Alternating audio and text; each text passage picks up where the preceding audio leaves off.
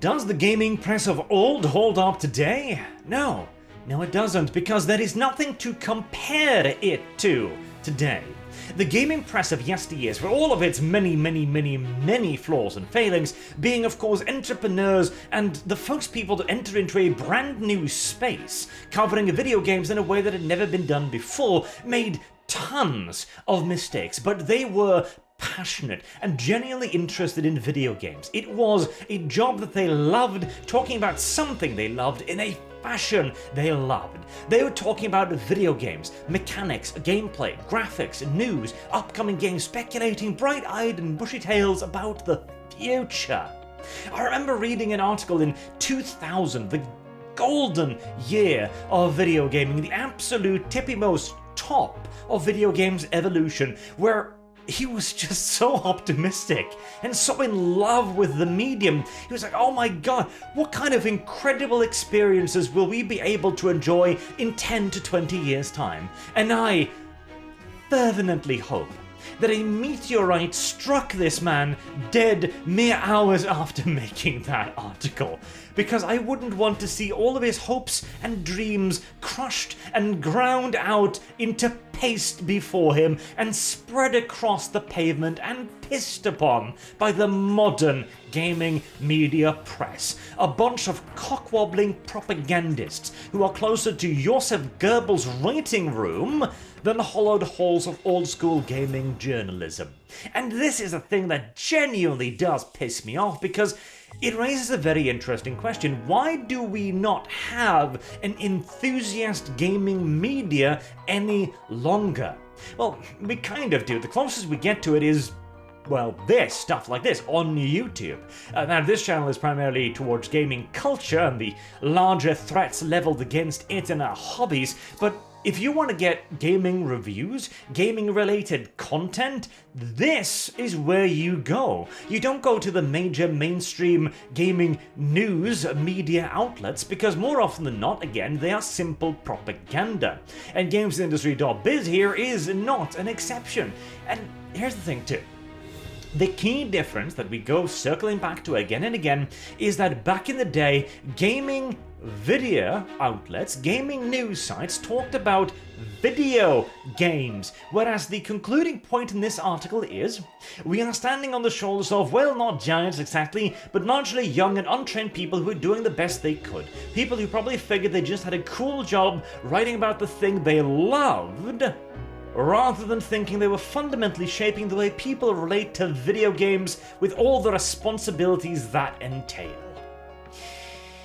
Mr. Brendan Sinclair, you have no responsibility to shape my interpretation of video games. You are a gaming journalist working for a hack propaganda outlet that concerns itself primarily with hiring to address diversity, with Nintendo updating its policies to increase its push for diversity. You are closer to the Ku Klux Klan than you are Nintendo Power, sir. And another thing too as well. Gaming journalism today is generally less interesting in serving as a marketing arm for game companies, and more readily looks to serve an audience. Oh, shut your cum receptacle. Not bullshit, absolute, unvarnished, unperfumed crap. The modern day gaming media attacks the consumer at literally every single solitary goddamn opportunity. Hell, let's take an example from literally days ago, right? Halo subreddit temporarily shut down because angry gamers won't stop being toxic assholes. The Halo Infinite subreddit has been locked for being too toxic. Halo Reddit servers temporarily locked down due to negativity. What was that? Serving as the marketing arm of game companies, and more readily looks to serve an audience who don't always align with those of the publishers. Come again, sir? No. Now, again, the gaming companies of old, the gaming media of old, absolutely, it was stuffed with advertisement. Hell, Nintendo Power was essentially a advertisement magazine. That was the primary point of it, but it also contained a bunch of cool stuff written by people genuinely enthusiastic about the things they were doing. It contained, well, video game stuff. Video game news, discussions about video games, cheat codes for video games, secret areas for video games, rather than Nintendo's upcoming policy to push further racializing their company. And again, these old school magazines, he talks about this in this article too, were just fun to read. They were just cool, they were awesome, they were full of people gushing about video games, loving video games, wanting to play video games. Rather than now, where they're talking about, he mentioned this as well, he tried working for a brief publication here, Polygon, which died in ignominious English, Jesus, a shameful death, there you go, because nobody read it. Why? Because it was trying to be a more intelligent magazine for intelligent video gamers. Alright, sure. But does it have jokes? Is it funny? No? Okay. Well, I'll move on to the next one then, with hot chicks in it, for example. I'll read that one instead. And even then, this wasn't good enough by today's standard, as apparently it has then been reviewed by a Substack nobody reads in all due likelihood, which criticizes it for its unthinking sexism, its callous racism. They had a magazine cover, you see, where you see Leisure Suite Larry staring up at a woman in a short skirt. Oh no! Oh Jesus! Oh, a female depicted in a hot, attractive fashion. We cannot have that, but this?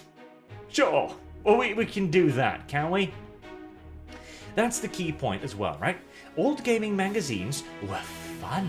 They were interesting, they were amusing, you would read them again and again, and now, he brings up this point, I can't remember quite where it is. Yes, consumer sites are increasingly wading into coverage of legal actions, earning calls, workers' rights, and everything else that isn't video games. My God. The actual economics of gaming are admittedly as unsteady and unsustainable as ever. I am earning thousands upon thousands of dollars just recording shitty little videos by myself. It's not that the economics aren't there. They're absolutely there. It's just that you're talking about everything else. You are supposed to be a gaming site. Oh, granted, games industry.biz most being a bit more of an industry site as well, but he's referring here specifically to the consumer sites. Consumer sites are supposed to be talking about video games, but they aren't anymore. They're talking about how crunch is horrible. We must get rid of crunch.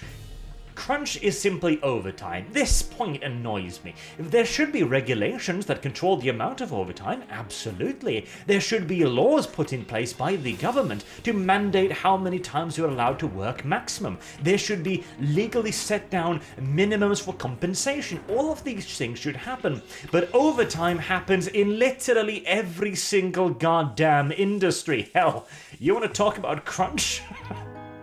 The amount of times I've gone to bed at like 9 in the morning because I wanted to finish rendering one last video, or I wanted to do a final touch-up on a law video. If you are genuinely passionate about something, and you're genuinely interested, odds are you'll put in the extra hours, and odds are you'll be happy about it. Not always, and certainly not necessarily in the modern day gaming industry. It reminds me of, I can't remember the game, but there was an interview with a person who had worked on a major gaming title, and the person was like, so, are you excited? Are you interested? Oh my God, it must have been so much fun working on this big name title. And the dude's like, I didn't even know I was working on it. I was making barrels in a cubicle somewhere. Just little 3D models of exploding barrels. I have no idea what I'm doing anymore. It's become simply just an assembly line for boring, uninteresting, uninspired products stamped out repeatedly at a breakneck speed. This is one of the reasons why I want to cover gaming culture more so than video games themselves, because frankly, a lot of gaming today, the big name titles that I used to love, like Total War, I have no interest in Total War Warhammer 3, and that, goddamn wounds me, because Total War Warhammer literally launched my career as a YouTuber on my primary channel. I was so goddamn excited. And now that they've announced the third piece of full-priced DLC, basically, to add on top of the hundreds of previous dollars of DLC, which altogether amounts to a lesser Total War experience than Medieval 2?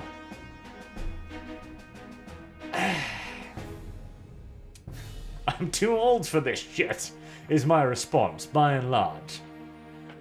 There are still great games coming out, absolutely. There are still hardcore, cool, interesting, niche and innovative titles coming out. It does happen. I try to feature many of these games, the cool games, every Friday on this channel, for example. We've been doing a little mini-series on Combat Mission recently, a brilliant little series that has been going on for 20 years now, that could definitely require a bit of updating, mind you, but nevertheless, it is aimed towards a niche audience in a time where even companies like Paradox, the fathers of goddamn grand strategy practically, are removing combat from Victoria 3.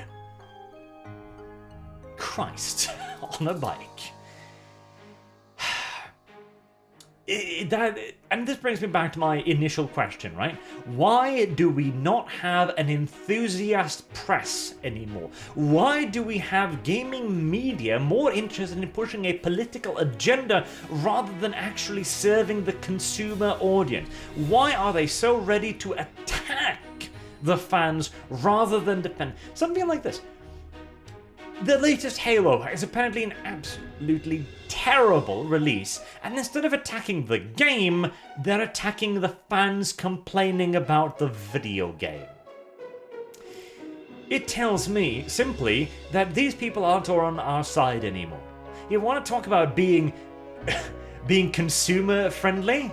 That's been dead for ages now, for years and years and years. If anything, we should be in active opposition to the gaming media rather than allied with it, because only from the ashes, the burnt and broken corpse of modern day video game journalism, might we eventually see a resurgence of the actual, genuine, passionate and interested media press that we had decades ago.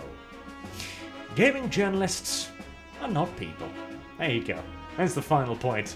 That's the final takeaway for today. If you liked the video, please do consider leaving a like, not that you have a choice anymore since YouTube removed the dislike button, and a comment, because that's what the algorithm likes, and it is one step along the long and painful road to burning down the current mainstream. Till next time, I've been Arch. Thank you very much for listening and watching, and have a good day.